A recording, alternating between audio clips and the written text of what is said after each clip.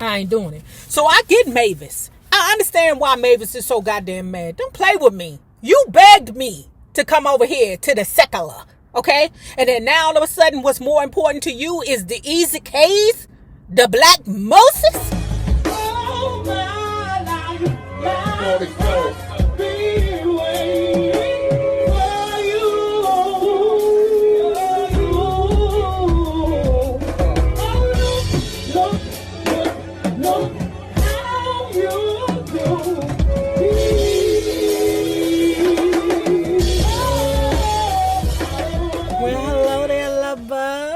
Hello there, Bellas. If you have not already done so, please remember to like, share, subscribe, and tip your favorite narrator via Cash App at $NayRob on YouTube.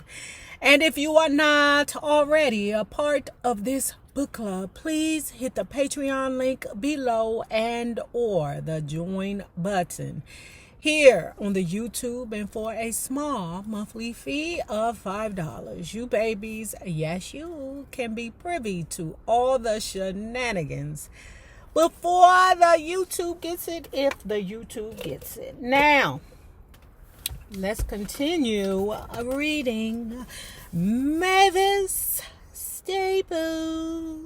Mavis Staples was not thrilled with the way Al Bell and Stax had promoted her first solo album.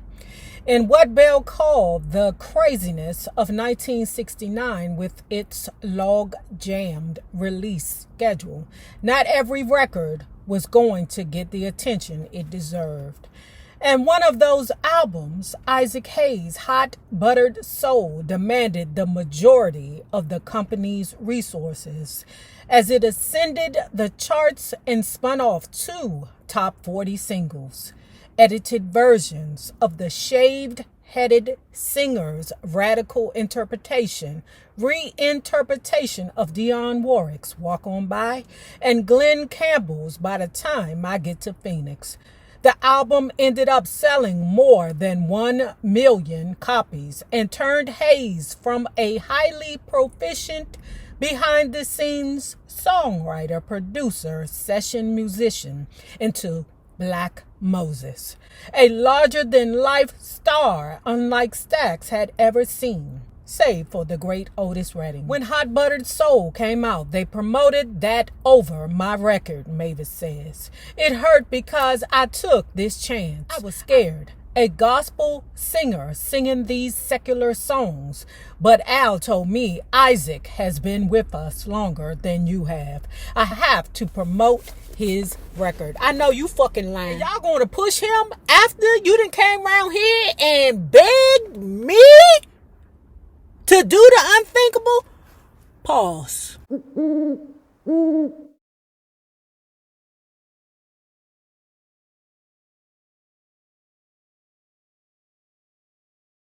So let me tell you, I'm talking a lot. I had a lot of coffee today. Forgive me. Okay? And what I cannot stand is a motherfucker who chase you down to make you break your morals and values. And then finally, one day, they knock on the door. You open the door. Tell them to come in. And then the bastard turn around, get back in their car, and go home. And then get mad at you. Because you cuss them out because they playing head games. I ain't doing it. So I get Mavis. I understand why Mavis is so goddamn mad. Don't play with me. You begged me to come over here to the secular, okay? And then now all of a sudden what's more important to you is the easy case? The black Moses? When Hot Buttered Soul came out, they promoted that over my record, Mavis says. It hurt because I took this chance. I was scared, a gospel singer singing these secular songs. But Al told me, Isaac has been with us longer than you have. I have to promote his record. Mavis was incredulous. You can't promote 2 records at one time? Exactly. Don't play with me. She was eager to give solo recordings another shot, though.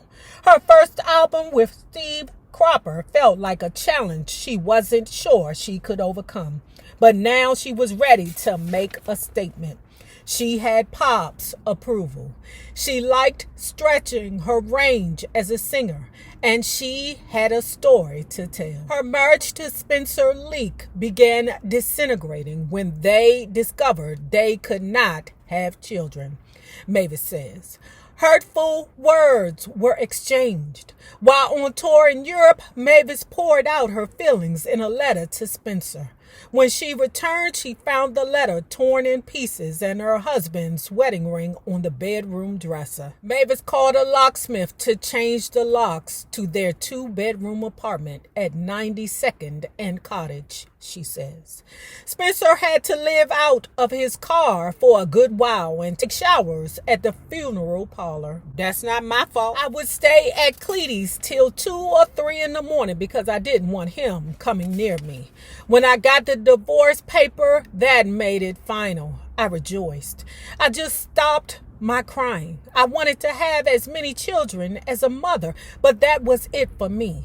Mavis never did remarry or have kids. For years after the divorce, Mavis was reluctant to talk about her marriage, finally making a general comment about male psychology to Black Stars magazine in 1975. I've seen their egos drop if their wives are bringing in more money than they are, but that doesn't necessarily have to happen. Not if the man's head is together.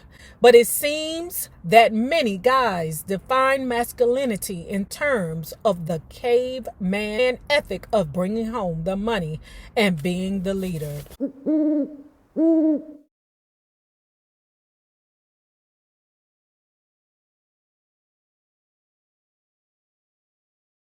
Mavis instead funneled the turbulence into her second album, Only for the Lonely, an artistic shotgun merge of sorts between her and Detroit-based producer Don Davis.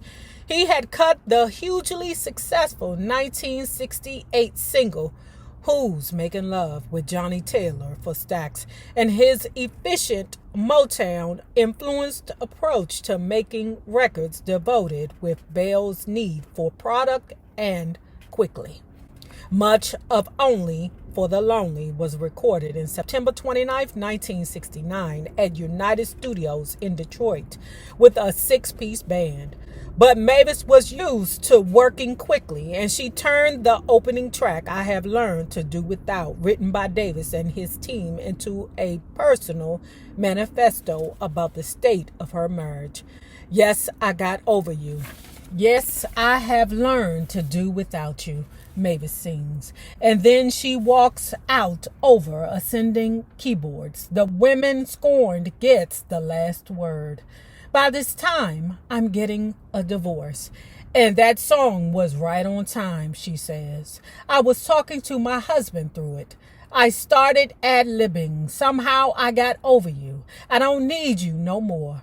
Purvis would tell me, Mavis, that song is the flip side of A House Is Not a Home. It was real. It was my life. I felt like a young woman instead of a girl, Mavis said. I'd experienced heartbreak. I'd been hurt. I couldn't even think of singing these songs before because I realized I was such a kid in so many ways. But if you live and you've been in love and had heartbreak, that is something to sing about. When Al Bell asked me to make these records, the first thing that came to mind is, I can sing this stuff now. I can sing about the pain in my heart. I learned from Aretha. Her songs were all about her life. She didn't have to act, and neither did I. She compares herself a lot to Aretha Franklin, y'all. I Have Learned to Do Without You rose to number 13 on the R&B charts in June 1970. But again, the album fell short of commercial expectations. Bell blames himself for losing Mavis's trust. That was an era where the business was more singles oriented, he says. You needed to have 1 or 2 singles before getting appreciation for an album. Yeah. You lost her trust because you shizzed on me. Once you lose a woman's trust, you ain't getting it back. Especially if you beg me to trust you and then I trust you again and then you shiz on me.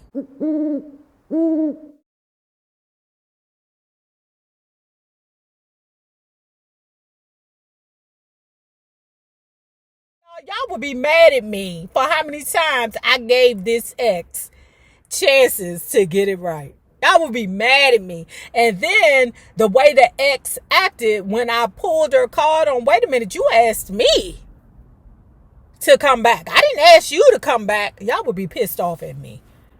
Really. Y'all would want to bonk me in my head like, Nay, get it together. That bitch ain't serious. It's a game to her. We didn't get or capture in terms of radio airplay that hit single for her. We worked the daylights out of it. I saw us getting closer and closer. The more popular she became with the staple singers, I think she would have exploded if she would have made one more solo record. Yeah, but by then she was over it. I'd be over it. Mavis never developed a relationship with a producer the way her friend Aretha Franklin finally did at Atlantic Records with Jerry Wexler. Once Wexler began working with her, Aretha unstoppable as an artistic and commercial force. I was talking to Wexler about this, Bell says. He allowed Aretha to sit and play piano and tell the musicians to follow. I think if Mavis could play piano, she could have gotten there quicker. The musicians and Don had to learn how she was first. And we didn't give them enough time. Y'all, where's the lie? I'm in my feelings about that because I love when people tell the truth, you know, and you see yourself in the truth. Simply put, Mavis was just a singing force. Where Aretha could create. She was a creator. Even if Aretha stopped singing, she could still create. Muscle Shoals occupies a sleepy corner of northwest Alabama along the Tennessee River with the cities of Tuscumbia, Florence, and Sheffield. By 1970, it had become an unlikely epicenter of Southern soul, boasting two first-rate recording studios, Fame Studios and Muscle Shoals Sound Studios. Fame had been rolling since the late 50s under the direction of Rick Hall. Y'all remember Rick Hall? Rick Hall and Teddy Pimpy Whitey had got into it. Because somehow they both drunk, they having a good time, but Teddy Pimpy Whitey thought that one of the musicians said something racial. What you say, mother? Did you call me a nigga? We don't know what the hell happened that night, but we do know that Teddy Pimpy Whitey and Rick Hall had got into it. Okay, now Mavis Staples is fitting to work with Muscle Shoals. Arthur Alexander's 1961 hit, You Better Move On, recorded at Fame's original location above a drugstore in Florence, helped establish the studio's country soul template, a mix of black singers and white musicians situated at the heart of the golden triangle of Southern blues, country, soul, and R&B. Memphis, Nashville, and Macon, and melding influences from all three.